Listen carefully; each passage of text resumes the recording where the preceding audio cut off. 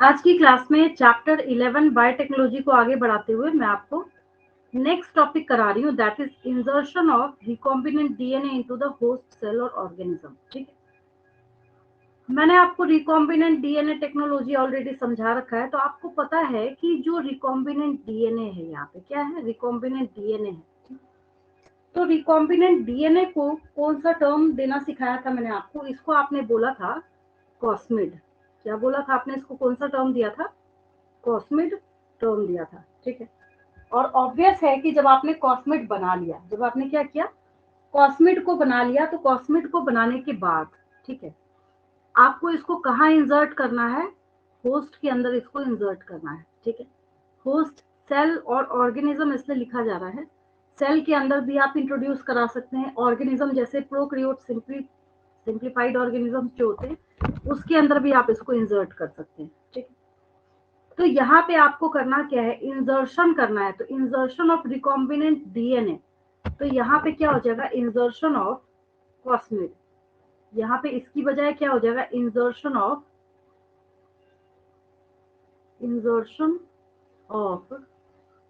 Cosmid, COSMID। और cosmid को मैंने क्या बोलना सिखाया आपको, कॉस्मिड को आप क्या बोलेंगे, कॉस्मिड को आप बोलेंगे रिकॉम्बिनेंट डीएनए। कॉस्मिड क्या है, रिकॉम्बिनेंट डीएनए है। ठीक है, तो इंसर्शन ऑफ कॉस्मिड और रिकॉम्बिनेंट डीएनए, कहाँ इंसर्ट कर रहे हैं आप इसको, इनटू द होस्ट सेल और ऑर्गेनिज्म। ठीक है, तो जब किसी ऑर्गेनिज्म के अंदर इसको इंट्रोड्यूस करना है तो इसके बहुत सारे तरीके होते हैं। तो जो रिसिपिएंट सेल है, मतलब उसको रिसीव करने वाला जो क्या है, होस्ट है, जैसे सपोज कीजिए कि ये बैक्टीरिया है। ठीक है, तो इसको कॉम्पिटेंट होना पड़ेगा, मतलब ये कंप्लीटली सुटेबल हो और इतना ज्यादा ये रेडी हो, खुद में तैयार हो कि क्या कर सके, जो आपने कॉस्मिड मतलब कि जेनेटिकली इंजीनियर्ड जो वहां पे जेनेटिक मटेरियल बना के रखा हुआ है, उसको ये खुद ही क्या कर ले, ग्रास्प कर ले, खुद ही उसको ले ले। ठीक है, जो आपने क्या बनाया था, कॉस्मिड बनाया था, क्या बनाया था, कॉस्मिड जो आपने बनाया था वो खुद ही अपने अंदर क्या कर ले, इंसर्ट करा ले। ठीक है, तो रिसिपिएंट को कैसा होना पड़ेगा, कॉम्पिटेंट होना पड़ेगा। ठीक है, तो अगर रिकॉम्बिनेंट डीएनए ऐसा जीन कैरी करता है कि वो एंटीबायोटिक रेसिस्टेंट जीन किसके अगेंस्ट है, उसके पास एम्पीसिलिन के अंदर। अगर आपको समझ नहीं आ रहा, मैं फिर से साधारण तरीके से इसको समझाती हूँ। ये देखिए, इसको मैं सिंपल तरीके से बताती हूँ। क्या बोलने का मतलब है, मैंने एक बैक्टीरिया लिया, ठीक है, इसके अंदर जो फॉरेन जीन, मान लीजिए ये सब कुछ फॉरेन जीन है, कट करके मैंने यहाँ पे रखा हुआ है, और ये क्या है, इसका प्लाज्मिड है। ठीक है, तो प्लाज्मिड के कुछ पोर्शन को मैंने यहाँ से कट करा, और ये जो मैंने यहाँ पे फॉरेन जीन बना के रखे हुए हैं, ये इस डीएनए को ले जाके मैंने यहाँ पे लाइगेट कर दिया, मतलब मैंने जोड़ दिया, ऐड कर दिया। ठीक है, अब क्या बन गया, ये कॉस्मिड बन गया। क्वेश्चन ये राइज होता है, मैंने क्या ऐड किया, तो मैंने यहाँ पे ऐसे जीन्स वाले डीएनए को ऐड किया जिसमें कि एम्पीसिलिन रेसिस्टेंट जीन्स थे। ठीक है, तो जब आप इसको इसमें इंट्रोड्यूस करा रहे हैं, तो इस कॉस्मिड को उठा के हमने इसके अंदर प्लेस कर दिया। ये मैंने क्या किया, यहाँ पे ये जो कॉस्मिड है इसको मैंने यहाँ पे प्लेस कर दिया, और यहाँ पे आपका जो डिजायर्ड जीन था वो ये कैरी कर रहा है। तो इसका मतलब है कि ये अपने आप को इजिली सर्वाइव करा पाएगा, ये जो बैक्टीरिया है। अब इसका नाम रिकॉम्बिनेंट, अब इसका नाम क्या हो गया, रिकॉम्बिनेंट और ट्रांसफॉर्मेंट, याद आया आपको। अब इसका नाम क्या हो गया, रिकॉम्बिनेंट और ट्रांसफॉर्मेंट। तो सबसे बड़ा चैलेंज ये है कि आपने इसको एम्पीसिलिन रेसिस्टेंट जीन कैरी करने वाला माइक्रोब बना दिया।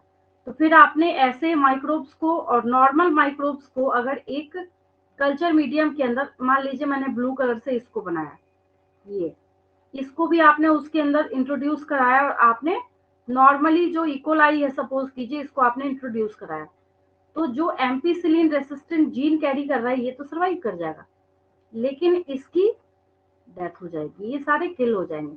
तो क्या मतलब है इसका यहाँ पे? इसका ये मतलब है कि ट्रांसफॉर्मेंट्स विल ग्रो। जो ट्रांसफॉर्मेंट का मतलब है जिसके अंदर ट्रांसफॉर्मेशन कराया गया है, तो ट्रांसफॉर्मेंट विल ग्रो। और जो अनट्रांसफॉर्म्ड हैं वो क्या हो जाएंगे? उनकी डेथ हो जाएगी। Untransformed recipient cells will die. समझ आया आपको? Since due to ampicillin resistance gene, one is able to select a transformed cell in the presence of ampicillin. आप एम्पिसिलिन कंटेनिंग मीडियम को रखिए, आप आसानी से पहचान सकते हैं। आप बोलेंगे अच्छा, जितनों की डेथ हो गई, आप बोलेंगे अच्छा अब हमें समझ आ गया कि इन सब के अंदर एम्पिसिलिन रेसिस्टेंस जीन हमने इंट्रोड्यूस नहीं कराया था, और जो वहां पे सरवाइव कर गए हैं, जो बचे हुए हैं, तो यहाँ पे एम्पिसिलिन एक इंपॉर्टेंट सिलेक्टेबल मार्कर हो गया। एम्पिसिलिन क्या हो गया? एक इंपॉर्टेंट सिलेक्टेबल मार्कर हो गया। ठीक है, जैसे हॉस्टल में जो बच्चे रहते हैं, तो अगर एक जैसे स्कूल यूनिफॉर्म के शर्ट्स होते हैं, उनको तो दिक्कत हो जाएगी, शर्ट वो कैसे डिस्ट्रीब्यूट करेंगे बच्चों को धोने के बाद, लॉन्ड्री वगैरह में अगर वो देते हैं, तो सबके शर्ट्स के कॉलर पे वो क्या करते हैं? रोल नंबर लिख देते हैं, 1 2 जो भी रोल नंबर है। फिर मान लीजिए व्हाइट शर्ट है, 500 बच्चों की शर्ट उन्होंने वॉश करी है और सब पे सेम ब्रांड है, सेम कलर है, सब कुछ सेम है, तो वहां पे आप मार्कर से क्या कीजिएगा? कुछ टैग दीजिएगा ना। चाहे तो रोल नंबर आपको लिखना है, चाहे आपको उस बच्चे का नाम लिखना है, कुछ भी तो लिखना है ना। वो मार्कर हो गया उस शर्ट के लिए। एग्जैक्टली उसी तरीके से यहाँ पे मार्कर का काम कौन करेगा? एम्पिसिलिन। कौन करेगा? एम्पिसिलिन, क्योंकि आपने इंट्रोड्यूस कराया था, जिसकी वजह से ये कॉस्मिड क्या हो गया? ये कॉस्मिड हो गया अब जाके एम्पिसिलिन रेसिस्टेंस जीन को कैरी करने वाला। तो ये कैसा हो गया कि इसमें आपने जीन जो है अपने इंटरेस्ट का यहाँ पे इंसर्ट आपने कराया था। ठीक है, तो ये आपने ऑलरेडी समझ रखा है। मैंने पहले ही बोला, क्योंकि पहले की सारी बातें आपने समझ रखी है, तो अब उस तरीके से या उस सेंस में अगर हम देखें तो ये बस समरी है और कुछ है नहीं है। ठीक है, इससे अच्छा, इससे बेटर आप पहले समझ चुके हैं। आगे बढ़ते हैं हम लोग। आगे देखिए, अब क्वेश्चन ये अराइज होता है कि आपने सब कुछ कर लिया, सारा काम कर लिया, आपके सामने भी एक बहुत बड़ा चैलेंज आ रहा है। कौन सा चैलेंज है? Obtaining the foreign gene product. क्यों बोला जा रहा है obtaining the foreign gene product? देखिए, अब इसको मैं इससे क्लियर कराती हूँ आपको। जो यहाँ पे बोला जा रहा है obtaining the foreign gene product, उसका क्या मतलब? वापस में सेम डायग्राम आपके सामने लेके आऊंगी, that is recombinant DNA technology. Recombinant DNA, recombinant DNA technology. ठीक है, इसको हम अगर लेके आते हैं, तो आपने जो पूरी जेनेटिक इंजीनियरिंग कराई है, बिना डायग्राम के हवा में बोलने से कोई फायदा तो है नहीं, है ना। तो आपने जो जेनेटिक इंजीनियरिंग कराई है, ये डायग्राम जो है, पता ही आपको, डे 1 से इसी के ऊपर फोकस कर रहे हैं हम लोग, और बिना इसके चैप्टर को समझना इम्पॉसिबल है।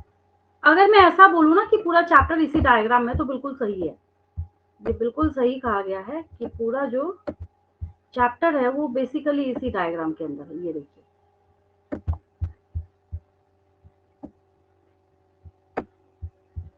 ये है। ठीक है, अब क्या कर रहे हैं आप? तो ये मान लीजिए कि यहाँ पे जो ये फॉरेन डीएनए है, ये जो क्या है? फॉरेन डीएनए, डोनर सेल से आप जो यहाँ पे लेके आए हैं जीन को, जो आपने इंट्रोड्यूस किया। क्यों किया आपने? आपको क्या पड़ी थी? छोड़ देते, ऐसे ही रहने देते? तो आपने इसलिए किया है क्योंकि आपको ये चाहिए था, है ना। तो ये जो obtaining the foreign gene product, तो फॉरेन जीन किसको बोला जा रहा है? इसके जीन को, इसके जीन को नहीं। बात समझिए ध्यान से। अगर आपसे पूछा जाए कि इसमें और इसमें से फॉरेन जीन किसको बोल रहे हैं, तो हम इसको बोल रहे हैं, इस वाले को नहीं बोल रहे हैं हम लोग।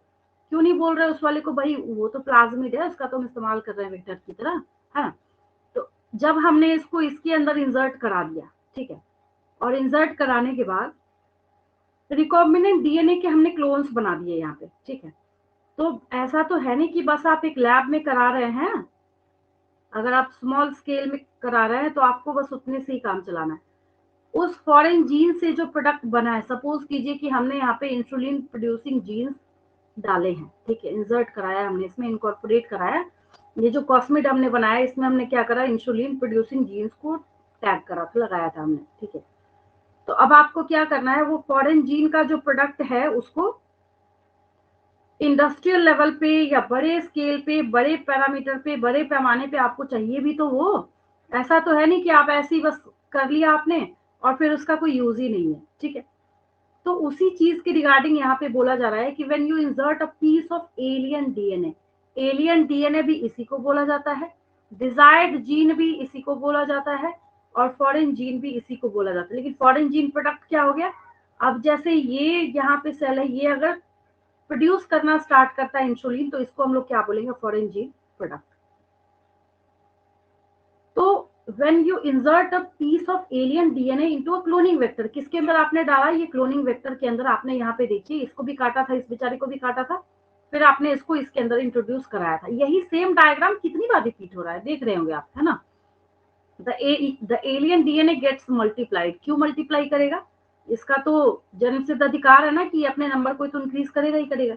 इन almost all recombinant technologies the ultimate aim is to produce a desirable protein. करना क्या है, क्यों आप इतनी मेहनत कर रहे हैं, क्यों आप इतने पैसे खर्च कर रहे हैं, क्योंकि आपको डिजायरेबल प्रोटीन चाहिए, ठीक है। Hence there is a need for the recombinant DNA to be expressed. recombinant DNA आपने बना लिया है, ठीक है, लेकिन बनाने के बाद आपके पास एक्सप्रेशन की फैसिलिटी नहीं है, आपके पास उसकी कॉपी बनाने की फैसिलिटी नहीं है, आपकी सारी मेहनत क्या है, वेस्ट है वहां पे, ठीक है। The expression of foreign genes in host cells involve understanding many technical details. After having cloned the gene of interest and having optimized the conditions to induce the expression of the target protein, one has to consider producing it on a large scale. अगर कर ही लिया है, सारी मेहनत कर ही लिया, तो अब करना क्या है, लार्ज स्केल पे उसका प्रोडक्शन करना है ना।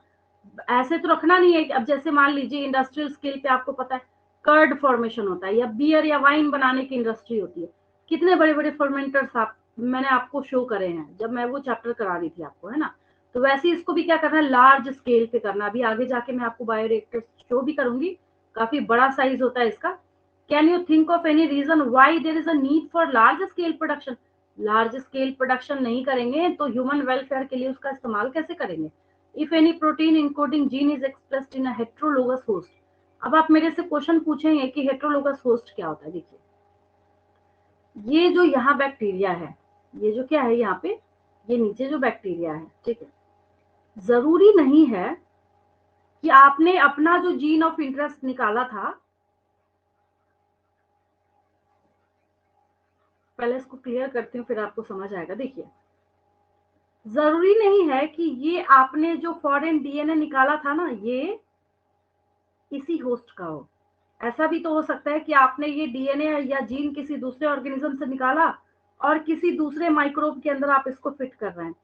तो अब ये होस्ट जो है, ये हेट्रोलोगस होस्ट हो गया, हेट्रोलोगस होस्ट हो गया। अब ये समझ आया आपको, क्योंकि यहाँ पे होस्ट दूसरा है, जीन्स दूसरे हैं। It is called recombinant protein. क्या कहते हैं हम लोग इसको, जो ये प्रोटीन बनाएगा आगे जाके, दैट इज रिकॉम्बिनेंट प्रोटीन। क्या हो गया, ये रिकॉम्बिनेंट प्रोटीन हो गया, ठीक है। The cells harbouring cloned genes of interest may be grown on a small scale in the laboratory. The cultures may be used for extracting the desired protein and then purifying it by using different separation techniques. The cells can also be multiplied in a continuous culture system wherein the used medium is drained out from one side while fresh medium is added from the other to maintain the cells in their physiologically most active log और exponential phase. आपको कुछ समझ नहीं आया, reason ये है कि इसको समझने के लिए एक डायग्राम देखना पड़ता है। ये पता है किसके लिए लिखा जा रहा है, ये बायोरिएक्टर के लिए लिखा जा रहा है। आप क्या कर रहे हैं, ये जो सेल्स आपने बनाए उसको आप कंटिन्यूअस कल्चर मीडियम में ग्रो करा रहे हैं। मल्टीप्लाइड लिखा है ना यहाँ पे, उसको आप उसके अंदर क्या करा रहे हैं, ग्रो करा रहे हैं। तो एक साइड से आप ऐड कर रहे हैं और दूसरे साइड से यहाँ पे होता ही है ना, मान लीजिए यहाँ पे या कहीं किसी और प्लेस पे एक ना ऐसा ड्रेन का सिस्टम बना होता है, जहां से आपने क्या किया, इसको ओपन करके थोड़ा सैंपल पेट्री डिश में या किसी चीज में कलेक्ट किया, फिर जाके आपने इसको चेक किया, ये चीज बोला जा रहा है ना। This type of culturing method produces a larger biomass leading to higher yields of desired protein. और कितना होता है, जैसे 100 to 1000 लीटर्स के होते हैं ये बायोरिएक्टर्स जो होते हैं। Small volume cultures can't yield appreciable quantities of products. To produce in large quantities, the development of bioreactors, where large volumes, that is 100 to 1000 liters of culture can be expressed, was required. अब इतना बड़ा आपको क्या चाहिए, bioreactor चाहिए, क्योंकि आप इसके अंदर जो आपने जेनेटिक इंजीनियरिंग कराई है, जो आपने सारे टूल्स इस्तेमाल करके इतनी मेहनत करी है, तो इसको हम डाल रहे हैं, तो इसको हम ऐसी नॉर्मल टैंक तो बोलेंगे नहीं, इसको क्या बोला जाएगा, बायोरिएक्टर बोला जाएगा. Can be thought of as a vessel, सही में एक वेसल ही है, in which raw materials are biologically converted into specific products, individual enzymes, etc., using microbial, plant, animal, or human cells. A bioreactor provides the optimal conditions for achieving the desired product by providing optimum growth conditions, that is temperature, pH, substrate, salts, vitamin, oxygen, इन सारी चीजों का आपको इन दोनों bioreactor में ध्यान रखना पड़ेगा. आपको देखना पड़ेगा. अब पता चला आपने इतना हाई टेम्परेचर दे दिया, डीएनए के सारे बॉन्ड टूट गए, क्या फायदा. पता चला आपने इतना हाईली एसिडिक मीडियम दे दिया, बेचारा बीच में ही दम तोड़ गया, काम ही नहीं कर पाएगा. सबस्ट्रेट जो है आपने उसका ध्यान ही नहीं रखा, आपको क्या यूज करना चाहिए था, आपने क्या डाल दिया वहां पे. आपने सॉल्ट का ध्यान नहीं रखा, विटामिन, ऑक्सीजन, इन सारी चीजों का इसमें ध्यान रखना पड़ता है. The most commonly used bioreactors are of stirring type, which are shown in figure 11.7. ये आपको क्या किया गया है, यहाँ पे ये देखिए बायोरिएक्टर दिखाया जा रहा है, बायोरिएक्टर शो किया जा रहा है. ठीक है. इस बायोरिएक्टर में एक एजिटेशन सिस्टम होता है जो कि मोटर से कनेक्टेड होता है. एजिटेशन का मतलब होता है जैसे आपने मिक्सर का स्विच ऑन किया तो घन घन करके ग्राइंड करता है ना, आप जैसे इसको ऑन करेंगे, ये पूरे जो यहाँ पे ब्लेड्स लगे हुए हैं, ये यहाँ पे ऐसे देखिए सर्कल, मतलब यहाँ पे एरो के थ्रू आपको बताया भी जा रहा है कि इसमें रोटेशन की फैसिलिटी होती है. जैसे आपने मोटर का बटन दबाया, मतलब इसका इंस्ट्रूमेंट का ऑन किया आपने, ये बायोरिएक्टर्स मूव करने स्टार्ट करते हैं. ठीक है. तो ये मूव करने जब स्टार्ट करते हैं तो जो भी चीजें आपने इसमें डाल रखी हैं वो फिर वापस ग्रो करने लगते हैं. क्या करने लगते हैं, वो ग्रो करना स्टार्ट कर देते हैं. ठीक है. तो यहाँ पे सब कुछ का ध्यान रखा जाता है. अगर आपको मेंटेनेंस ऑफ बायोरिएक्टर करना है, अगर आपको क्या करना है, maintenance of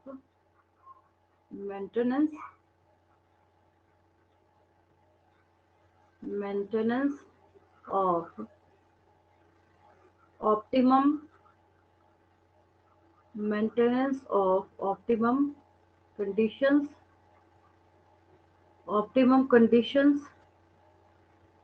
of bioreactors, maintenance of optimum conditions of bioreactors. ठीक है. तो आपको उसके लिए क्या क्या मेंटेन करना पड़ेगा वहां पे, जैसे as for example temperature maintain कीजिए, बहुत इंपॉर्टेंट फैक्टर है ये. आप उसका टेम्परेचर मेंटेन कीजिए, उसका पीएच मेंटेन कीजिए, देन उसका सबस्ट्रेट, सॉल्ट्स,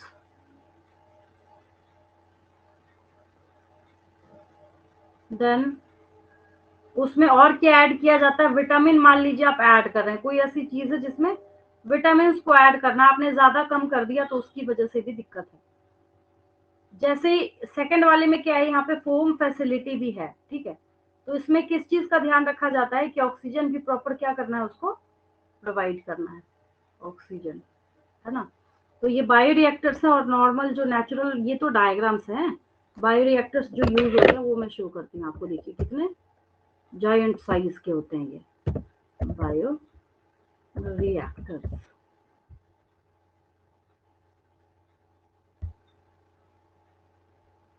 इतने बड़े बड़े बायोरिएक्टर्स होते हैं. ये देखिए प्लांट है प्रॉपर बना हुआ, मैं आपको एक शो करती हूँ.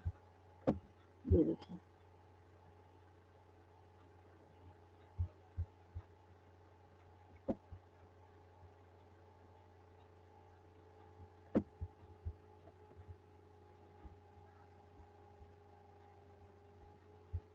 तो इसलिए बोला जाता है कि actually bioreactor is just a vessel. हम इसको वेसल की तरह भी समझ सकते हैं, बस हम इसलिए इस्तेमाल कर रहे हैं क्योंकि हमें लार्ज स्केल प्रोडक्शन कराना है. क्योंकि हमें क्या कराना है, अब ये देखिए इतना बड़े साइज का क्या है, ये बायोरिएक्टर है ना. क्योंकि हमें बड़े स्केल पे, अब हम घर में किसी बर्तन जो हम जिस यूटेंसिल का यूज करते हैं उसका यूज तो करेंगे, ऑब्वियस है। अब यहाँ देखिए ये जो है ना, ये जैसे टैप जैसा लगा हुआ है यहाँ जो आपको नजर आ रहा है, तो जो डायग्राम में या उसके पहले एक्सप्लेनेशन में बोला जा रहा था कि एक आउटलेट होता है, अब आपने इसके अंदर डाला, यहाँ से मान लीजिए सपोज कीजिए कि आपने इन कराया, तो आप कैसे चेक करेंगे कि एक्सपेरिमेंट में जो चीजें सही है नहीं है, तो यहाँ से उसको क्या किया जाता है, थोड़ा सा निकाल के, और सपोज कीजिए पेट्री डिश या किसी छोटे बीकर वगैरह में आपने लिया, फिर उस सैंपल को बार बार आप चेक करते हैं कि वो सही हो रहा है या फिर नहीं हो रहा है ना। तो ये बायो रिएक्टर है, इतने बड़े बड़े साइज के होते हैं ये। आपने पहले ही देखा कि 100 से लेके 1000 लीटर्स तक के ये हो सकते हैं बायो रिएक्टर्स। तो इतने सारे आपको क्या है बायो रिएक्टर्स यहाँ पे नजर आ रहे हैं। किसी को भी देखिए, सबका जो बेसिक प्लान है एक ही होता है, एक ही तरीके से इनको बनाया जाता है। थोड़ा थोड़ा एडवांसमेंट जो है इनमें धीरे धीरे चलता चला रहा है।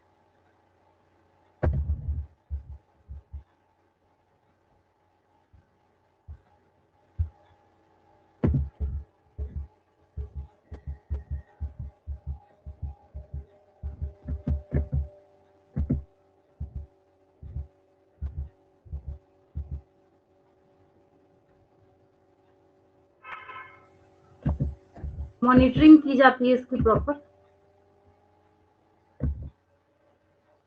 जैसे यहाँ पे देखिए एक शो करा जा रहा है।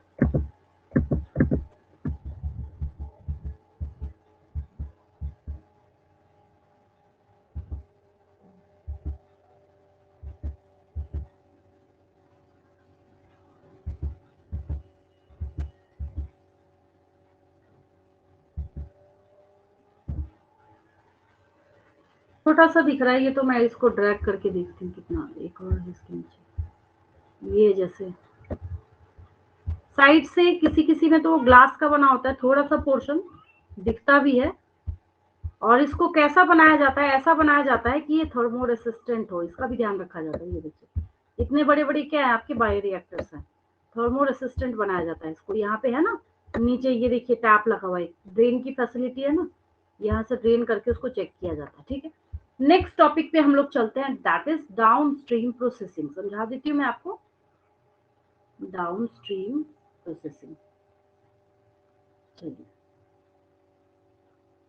नेक्स्ट हमारे पास टॉपिक है, that is down stream processing. आपने सारा काम किया कमर्शियल स्केल पे, उसको प्रोड्यूस भी किया, प्रोडक्ट्स का भी ध्यान रखा, प्रॉपर टेस्टिंग भी करी आपने, सेफ्टी टेस्टिंग भी करी, सारा काम आपने किया।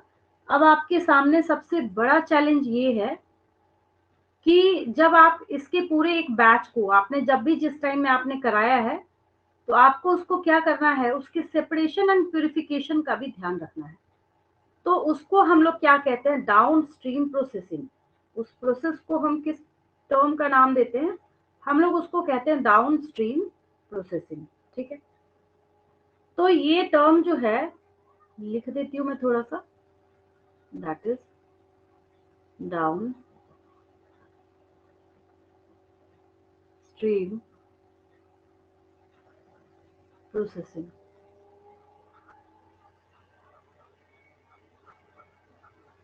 डाउन स्ट्रीम प्रोसेसिंग एक्चुअली क्या है, ये सेपरेशन और प्यूरिफिकेशन की एक टेक्निक है।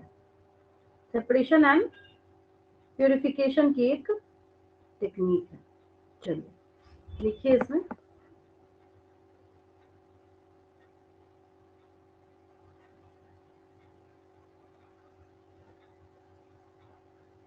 हर उस जगह पे हम डाउन स्ट्रीम प्रोसेसिंग का इस्तेमाल करेंगे जहां जहां पे हमें, इसको शॉर्ट में पता है क्या, इसको शॉर्ट में डीएसपी बोला जाता है, मतलब टर्म्स लिखा होता है, देखेंगे आप, ऐसे ऐसे लिखा जाता है इसको, डाउन स्ट्रीम प्रोसेसिंग, शॉर्ट में इसको डीएसपी बोला जाता है, डाउन स्ट्रीम प्रोसेसिंग। तो लिख लीजिए DSP,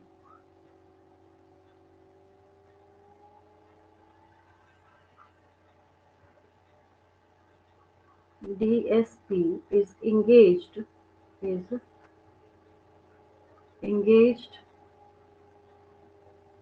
engaged in the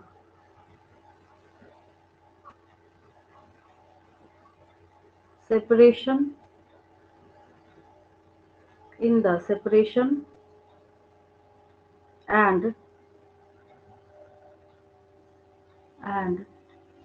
purification